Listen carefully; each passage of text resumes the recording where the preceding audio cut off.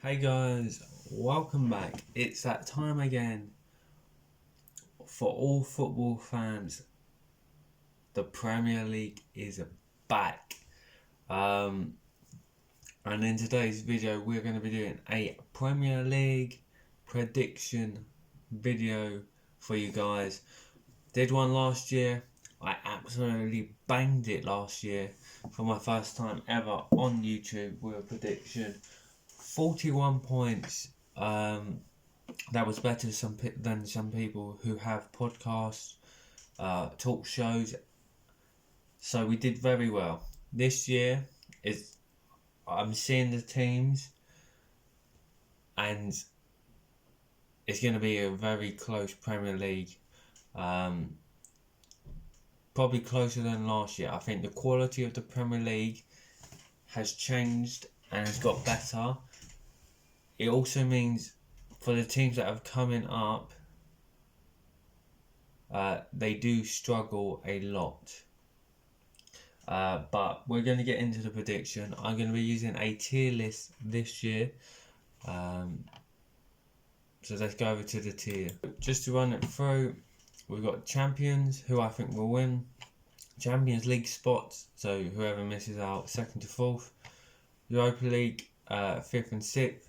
Conference League, mid-table, lower table, and the relegation zone. I'll just quickly run through the teams. We've got Arsenal, Bournemouth, Aston Villa, Brentford, Brighton, Chelsea, Palace, Everton, Southampton, Fulham, Ipswich, Leicester City, Liverpool, Man City, Man United, Newcastle, Nottingham Forest, Spurs, West Ham, and Wolves. That is the 20 teams in the Premier League. And let's get underway. So in 20th, the team I think is going down is going to be bottom Leicester City. Leicester City, they lost their manager that got them from the Championship to the Premier League. Yes, the manager, in my eyes, isn't ready for the Premier League club like Chelsea, but they've signed him. They've also lost their best midfielder, Dewsbury Hall, to Chelsea as well. I think what most people were thinking is there is a points reduction coming Leicester City's way, and it's meant to be the most points reduction of today yet. So they're looking between 10 to 15 points getting deducted, and I can see that very much putting them bottom. Just one last thing on Leicester. I don't think the quality of the team they've got is much different to the one that went down 2 years ago. So for that, I'm putting Leicester City bottom of the Premier League. In 19th, I've got Southampton. It's got to be like that. Southampton in 19th. Again, a bit boring. I don't want to go for the three promoted teams, but I think what Southampton is going to have problems with is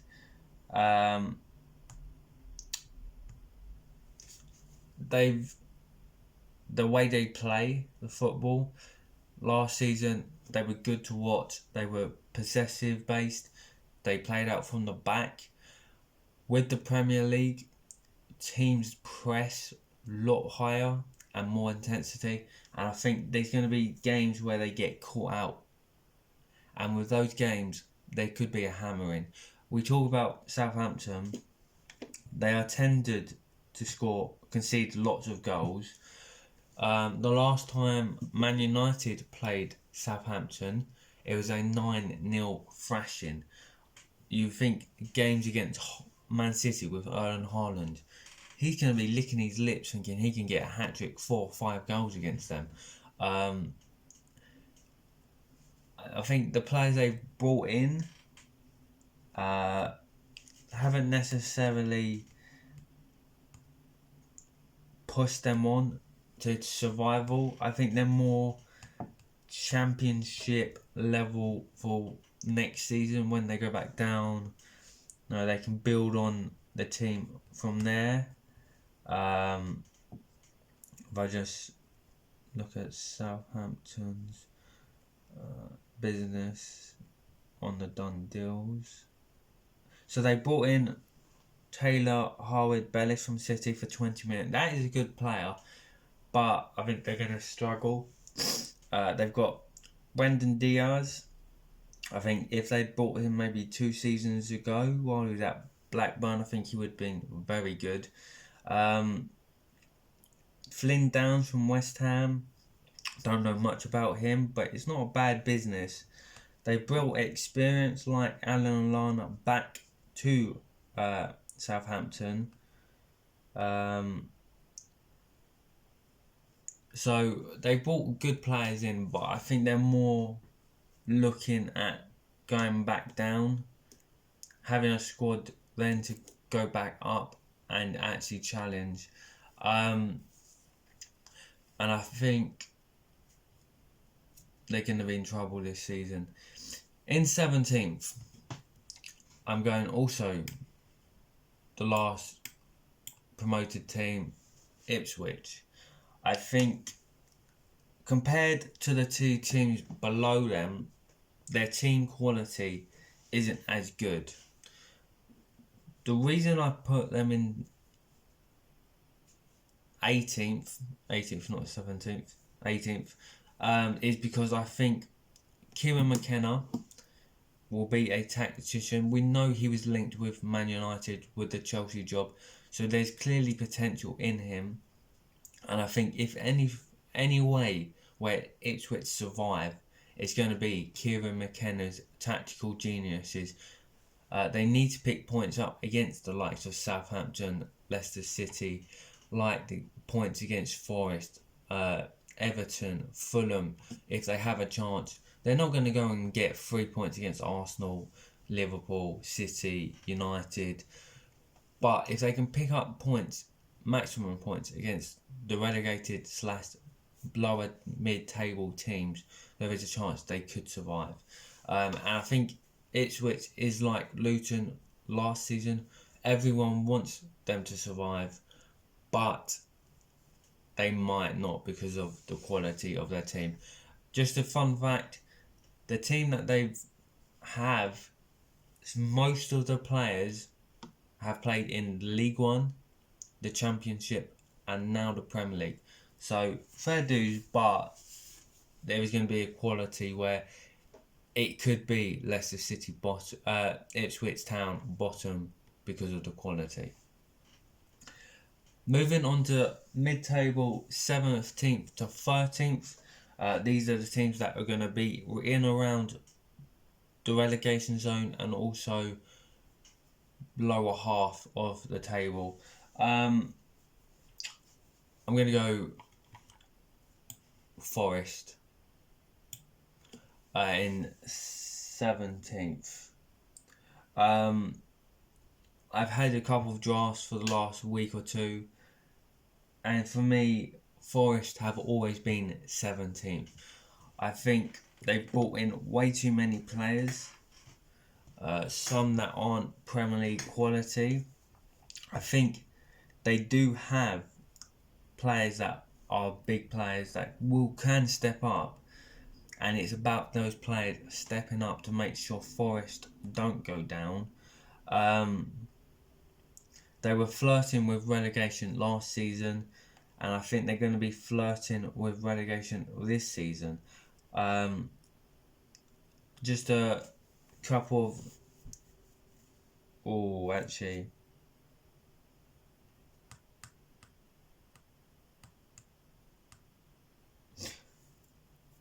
No, I've changed my mind.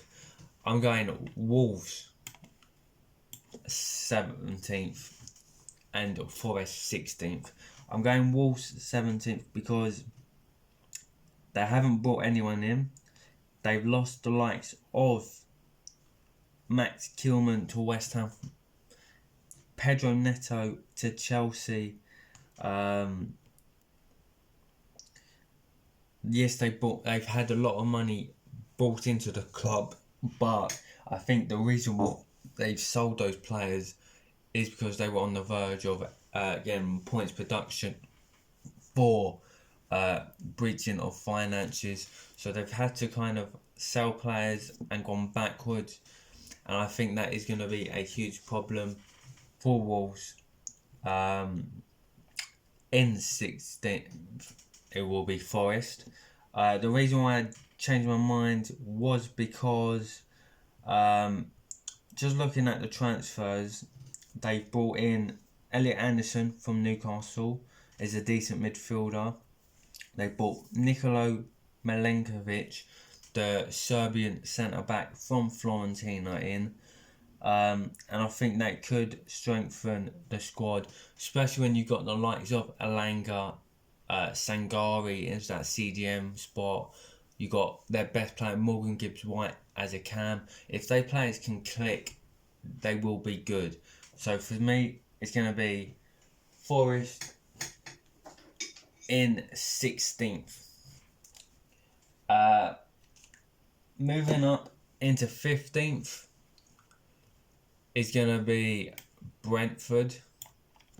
I think there's still 2 weeks of the transfer window left. There is a possibility Tony does leave, and I will talk about where he could go in on higher up the table with a certain club. But I think it all depends. We knew last season that Brentford were gonna struggle because of Tony's suspension. He's back. He had a good Euros, but the quality of Brentford has kind of slowly gone down, and I think Brentford need to be smart because Tony only has 1 year on his deal, so they either cash in him on now, and let's say he's probably not worth it, but most strikers go now for about 100 million. I think he's probably worth about 60 million. But say they get up, they can either cash in right now for 80 million, or he leaves on a free next year.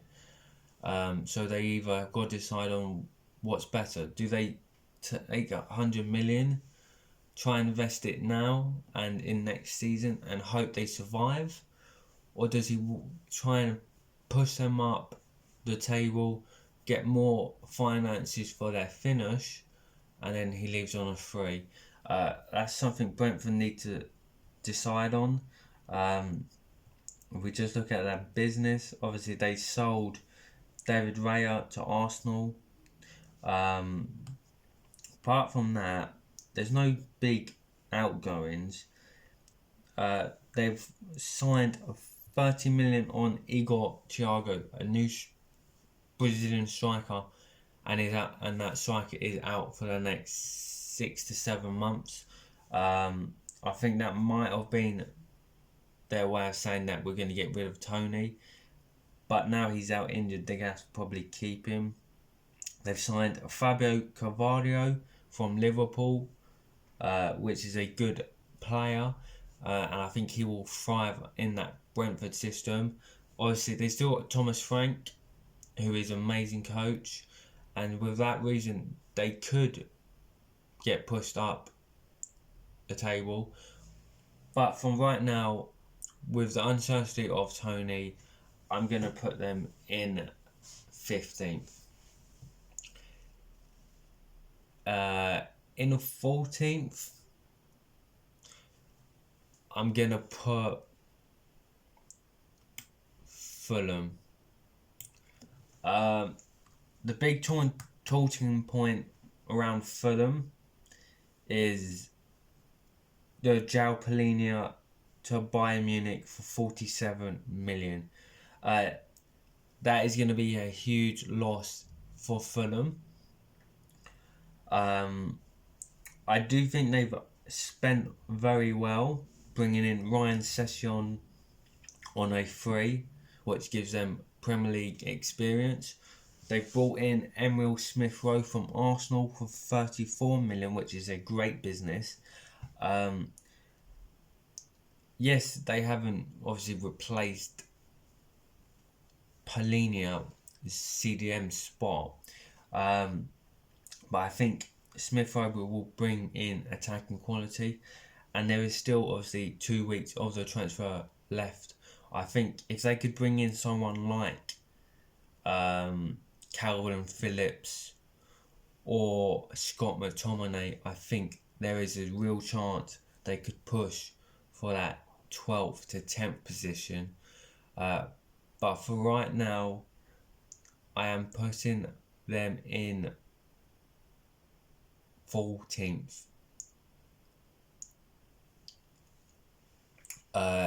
In 13th, for me, is going to be Bournemouth.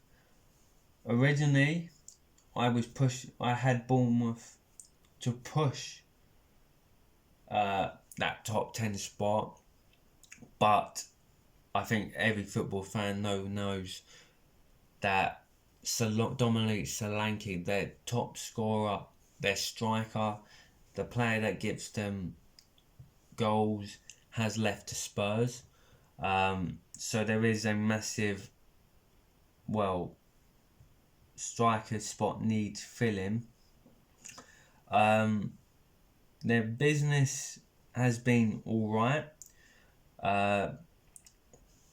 They've signed Enes Uriel, the striker from Getafe, who was on loan last season at Bournemouth. So they've brought him in for the replacement of Solanke.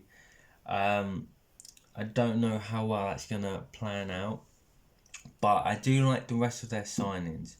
They brought in Luis Sinistero from Leeds for 20 million.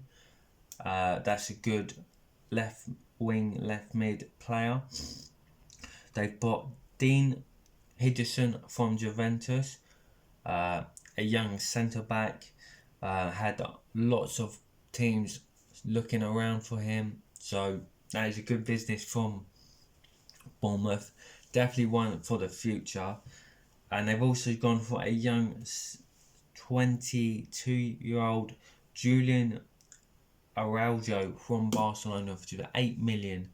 That is also a great bit of business.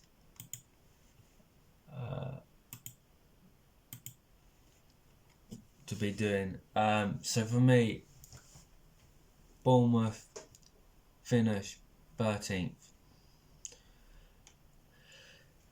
In 12th, I'm going with Sean Dyche's Everton. This could be a bold prediction because of the FPL points production looming over Everton for a second season. Without the points deduction last year, Everton would have finished 12th. They ended up finishing in 15th. Obviously, they've lost Onana in the middle of the pack. There is a chance they could lose Braithwaite. And for that, they would be lower down the table. I think they'd probably be about 16th. But as it stands, they do keep Braithwaite. Obviously, the most important thing for Everton is don't get relegated. With a new stadium next season, they don't want to be playing in the Championship with a new stadium. If they can survive, doesn't matter, 12th, 10th, 11th, 17th, whatever it is, they need to survive. Because next season they can push on, they can get the finances from the fans, they can sell more tickets, they can get more revenue, and they can build. So this season, last season at Goodison, I think there's going to be good vibes, there's going to be good games, the atmosphere is going to be unbelievable. And I'm saying Everton will survive. They will be comfortable with Sean Dyche. They're going to finish 12th. Pushing that top 10 in 11th is going to be Brighton. Brighton, the main talking point for them is obviously the loss of De Zerbi, who has gone to manage Marseille. I think we've seen it in the past where Graham Potter left. They bring in someone in and they do amazing. Obviously, the thing to know about the manager they brought in is he hasn't had much experience, and he was the former manager of St. Pauli in the German league, who got them from Bundesliga 2 to the Bundesliga. But I don't know about his quality. I think Brighton are one of the best clubs around. You know, they sell players for 60, 70 million, and they will have a replacement in. So I think they're going to be fine. I think there will be a little bit of a drop off, but even if they only drop down to about 13th, that's not too bad. I think 11th is going to be a good place for Brighton. In 10th is going to be Crystal Palace. Obviously, they've lost Elise, but they've still got of recording with the Premier League season starting tomorrow. They still got Gahey. Obviously, there was a £60 million bid from Newcastle over the weekend for him.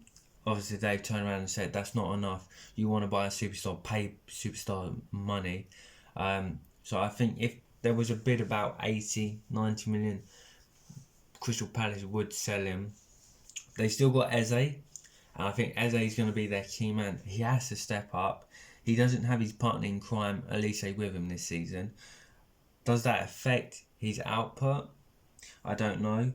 They have brought in Ismaili Sarr, who is a player who played in the Premier League with Watford and did look good. Obviously, they bought him from Marseille for just 11 million. They've sold a lot of dead wood or released players that aren't good enough. So there is money probably to play with. And I think Ole Glasner, Crystal Palace were the best team in form with the last 10 games of the season. If they can keep that form up, they can definitely push for that top 10 position, really. If they can get Mateta fine, obviously he's had a great great World Olympics with France. Unfortunately, missing out on the gold for France, but if he can keep them if they can get him firing, there's no way they will. Well, there is a chance they could push higher. Moving into the 9th position.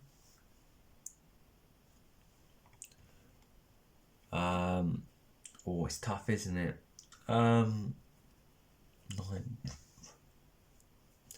I'm going to go smart. I'm going to go West Ham in 9th. I think West Ham have brought in, probably, apart from Aston Villa, I'd say West Ham is probably the second best with transfers this season. I think they've kind of spent the money they got from Declan Rice this season rather than last season, because they brought in Max Tillman from Wolves for 40 million. They brought in Somerville from Leeds. They bought Nicholas Frolcom, the striker from Dortmund, for 27 million. They've got Gildo Rodriguez, the Spanish CDM from Real Betis, on a free.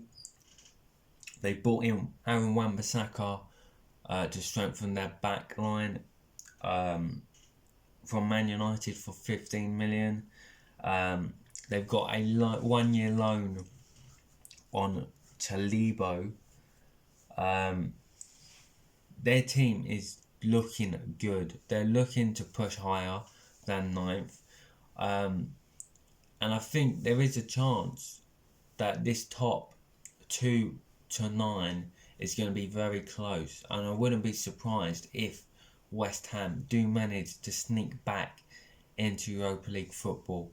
But I'm just going to play it a little bit safe, and I'm going to keep the traditional top 6 and the 2 new teams that are pushing that top 6 just above them. But I would be saying watch out for West Ham, because I think they're going to cook. In 8th,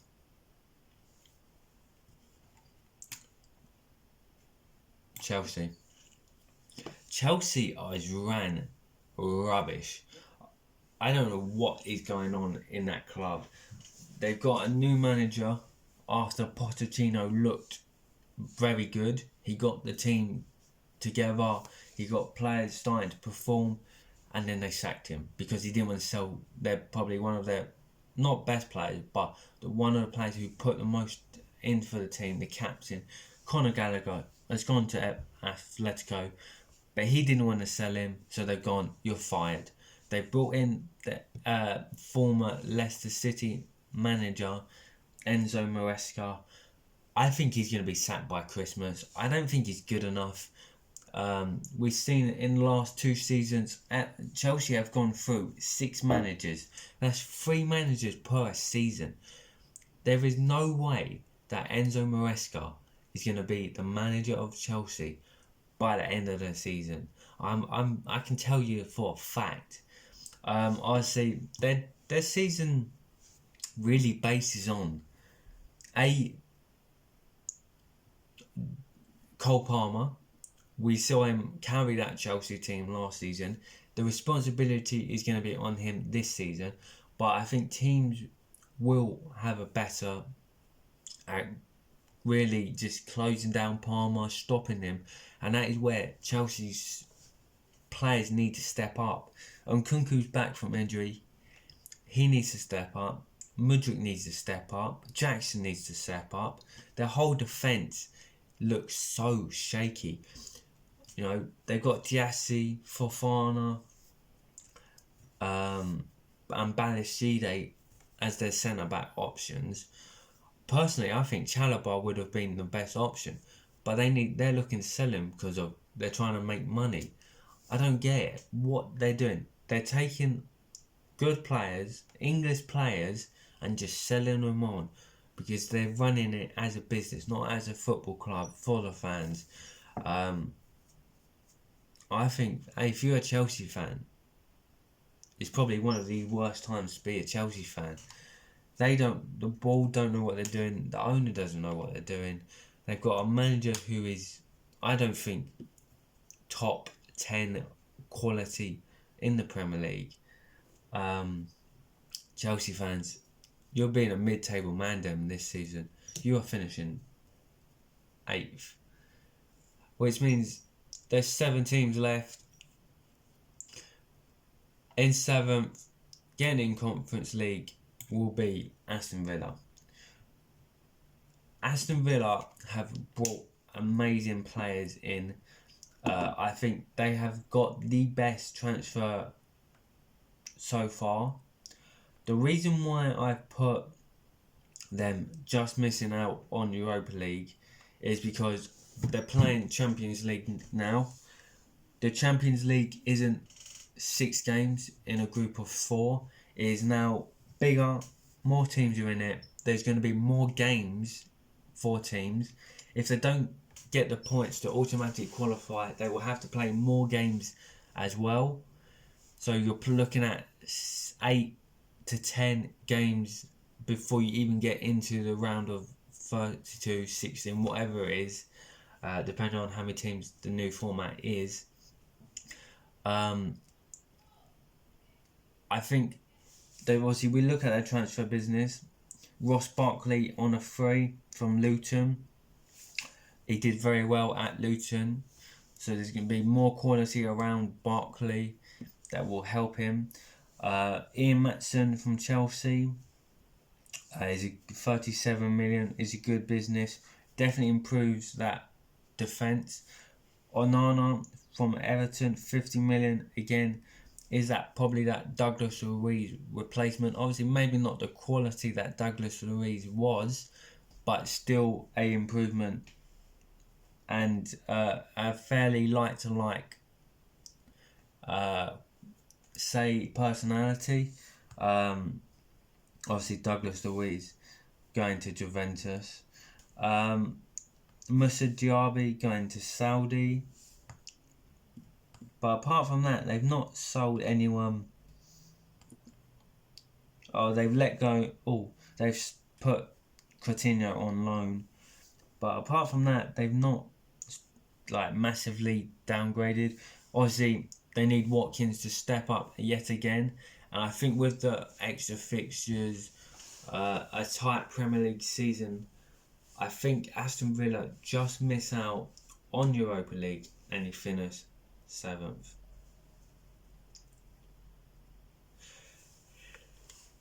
In 6th, I'm going to put Spurs. I think Spurs have a good side. I think what Ange Postecoglou is doing at Spurs is very good. They're playing attacking football, pressing football. Obviously, that does mean that there is a chance that when they play teams, they will get counter-attacked. And we saw it last season where Ange didn't really change the tactic against teams, whether they were 1-0 down, 2-0 down, or even going into a game against likes of City, Arsenal. He didn't change that philosophy, the system, the formation, and I think he has to do it this season. He needs to learn where he went wrong last season. They finally brought in a striker, Dominic Solanke. Obviously, we touched that on the Bournemouth side. For that, Solanke, I think, is a great bit of business for Spurs. He's going to get goals. He's in my FPL. Just a spoiler for you guys. They've also brought in Archie Grace from Leeds. Lucas Bergerville, a young talent in that centre mid spot. Their outgoings, obviously, MSC Royale, Ivan Perisic, I believe Tanguy is still at Millwall. Obviously, the loss of the Session to Fulham. They've loaned out Højbjerg to Marseille. So there's a couple of players that obviously have been in around the first team, gone now, but I think they've definitely strengthened, and I think there is a chance they push on into maybe Champions League spots. But it all depends on whether Ange can actually change his philosophy, and if he can, then I can see them definitely pushing up. In 5th, I'm going with Newcastle. My heart says they make Champions League football, but we'll get on to why they haven't. Newcastle, they've signed Lloyd Kelly from Bournemouth on a free. Lewis Hall Obviously, they've all outright bought from Chelsea. That is the only real business they've brought in. They've obviously lost Anderson to Nottingham Forest. They haven't really lost anyone else drastically. Sandro Tonali is back from suspension this season, so that is basically a new transfer. They've still got Gordon. They've still got Isaac. Obviously, we thought Isaac might be going to the likes of Chelsea or Arsenal. They've kept him, and I think that is going to be very crucial for Newcastle to charge for that Champions League positions. Like I said earlier, I think second to eighth, even ninth, where West Ham is going to be very close. I think it could be between, obviously higher up, could be between 2, and I think as low as possible of 7 points from certain teams, from like second to about 8th, 9th, 7 points in it. That is only 2 games really that could determine where that top 6, 7 finishes. I think the 2 teams, second and first, is probably way too ahead, but I think for that final 2 spots in the Champions League, it's very up for grabs. In 4th, Man United. My heart does say we could be finishing 5th and Newcastle could be finishing 4th. But you've got to back your side. I don't want to be insane with champions ready. I think we can definitely get into the Champions League. I think the business that we've brought in this season has been probably one of the best we've had in a long while. The board know what they're doing. We're getting players in. We're not overspending. And we're getting our targets that we want. We're not having to go for second, third options. We've gone, this is who we want. This is our price. We're going to pay it. We've got a set amount. If you don't want to pay it, we'll look elsewhere. But what happens is then the team will go, okay, you can have him, because they want to sell the player, get money. So it's a smart business. It's with De Ligt. We brought him in for 42 million, but we were like, we're not paying 60 million. We're not paying 50 million. We'll go for Jayden Braithwaite. Then Dortmund, Munich were like, okay, we'll pay this much. And we've got the player that we wanted without having to go for a second option. I think Braithwaite will be a good player, but the value that Everton wanted was again a bit too high. So I think United bringing in Loro, who looked good, unfortunately had picked up an injury and will be out for 2 months. We spoke De Ligt coming in. Obviously, Maserati came in as a part deal with De Ligt for 60 million.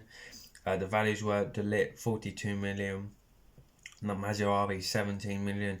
Combined deal of 60 million together, which is a good business to get 2 from Munich. Xerxes from Bologna, obviously to challenge Højlund, but obviously while Højlund is out for the next 2 to 3 weeks, Xerxes will come in and play that striker role. Just gives us squad depth. Obviously, outgoings wise, we finally let go of Donny van der Beek to Girona for 7.6 million. Obviously, we've already lost money. We don't need to talk about that. Anthony Martial has been released. Mason Greenwood finally off the books after all of that scandals and stuff. He's gone to Marseille for 26 million. Varane, unfortunately, doesn't play for United anymore. Aaron Wan-Bissaka leaving to West Ham. So this season we've actually got rid of players. Obviously, we've lost money off the prices we paid for these players, but we still got some money in. I think there is a chance we're looking at a centre mid to bring in, and I think with a centre mid will obviously bring depth. The big issue with Man United is keeping players fit. We had the worst season ever we've had last season, finishing 8th. But that was down to injuries. We had 16 different combinations of the back four. As long as we don't have that many injuries, I think we can definitely push for Champions League. Ten Hag knows what he's doing. He's done it before. His first season, he got cut. He got the Champions League spot. And I think that's going to be more like that season than last season. I think we need to win the Europa League as well. I think that is a must. Finishing in the top four, 4th, and Europa League is a good season for United. I would take that. Obviously, maybe a final again in the FA Cup. If we get City, I don't know if we'd win it, but I think Europa League is a must. Champions League spot is a must. Otherwise, we need to start looking elsewhere because the pressure was on Ten Hag last season. There's rumoured that he was going to lose his job. He's kept his job, new extension deal. But we know if he doesn't get that top 4, they were going to be people calling for his head. In 3rd, Liverpool.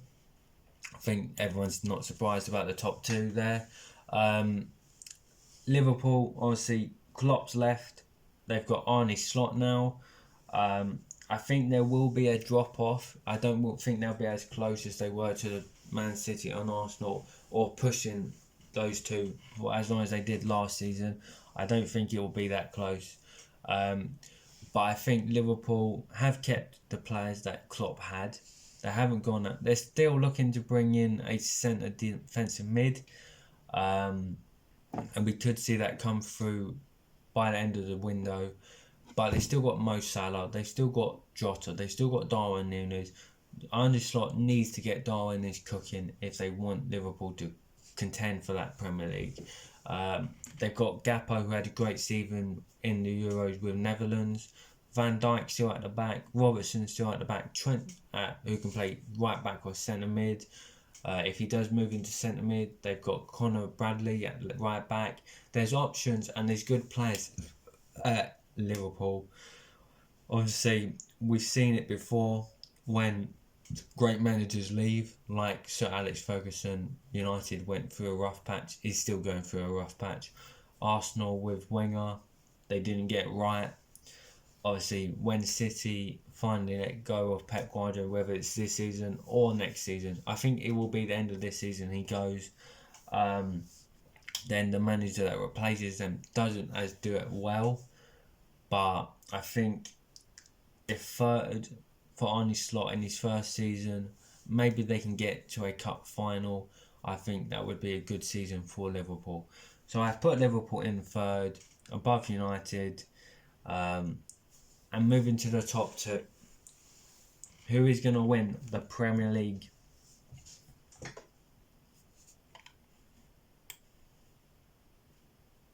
No. I'm going Arsenal to win the Premier League. Crazy, I know. The reason why I put City 2nd is 2 reasons. I think, well, potentially 3. Pep's got Guardiola's last season. No team did it 4 years in a row. City did that, but I don't think they can get 5. And I think the big reason why is they've sold lots of players. Obviously, Julian Alvarez went out the door for City. They've sold Harvey Bellis to Southampton, Liam Delap to Ipswich, Yang Koto to Dortmund on loan. Yes, they aren't first team players, but they haven't really strengthened either, and I think that is due to their breaches, the 115 charges, and I think that will play a part. Whether Arsenal go and win the Premier League outright or City get points deducted, I don't think City are going to win the Premier League. I just don't. I think the points, the 2 seasons Arsenal have put together against City, the pressure is going to be on, and I think they finally crack, which means your Premier League champions are Arsenal. The reason why I put Arsenal top, obviously, to do with City, obviously points deduction and elsewhere, but on the Arsenal standpoint, I think they've brought in David Raya to be the permanent number 1, which is obviously a good for Arsenal. Calafiori from Bologna to improve that back line, which means Arsenal have probably the strongest back line and squad depth in that back line.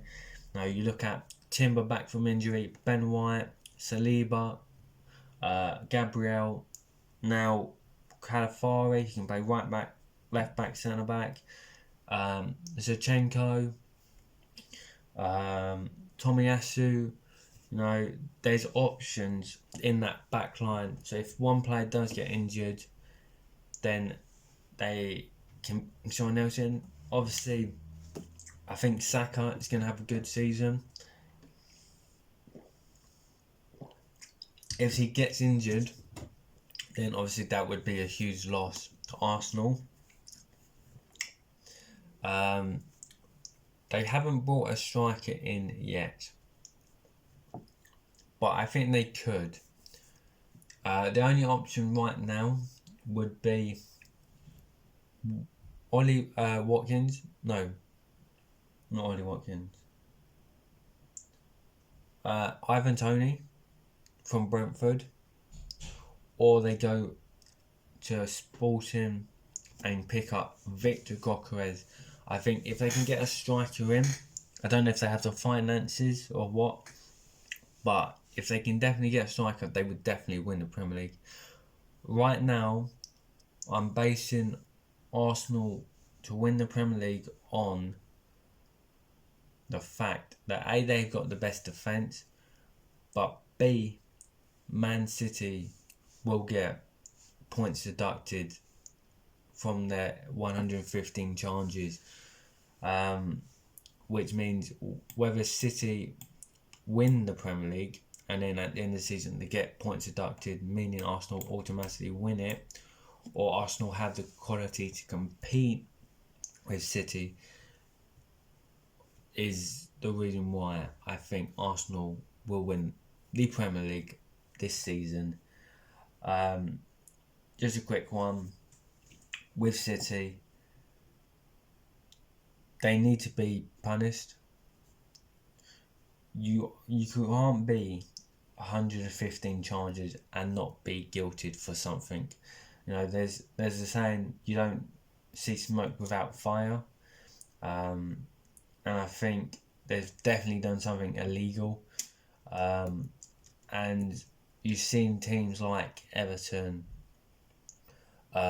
Leicester City getting points deducted, Forest points deducted, rumoured for Wolves, another season of Everton maybe getting points deducted. If you can't play it fairly, because City are the champions, they don't get anything. No, you have to punish them. They've broke more rules than the rest of them. So if they don't get punished, I think there's definitely something even more dodgy with the league. So this is my 24-25 Premier League predictions.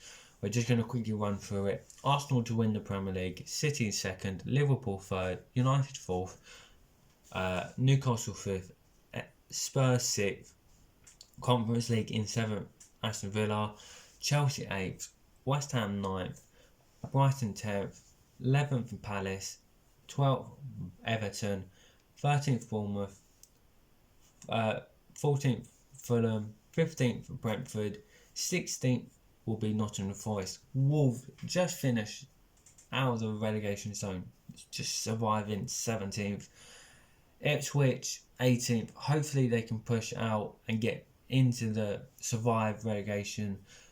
19th Southampton, and dead last will be Leicester City. If you did like it, guys, give it a thumbs up, subscribe to the channel. I'm trying to get 250 subs. We're so close, so a massive favour that would do, and I hope to see you in the next video. Thank you for watching. Goodbye.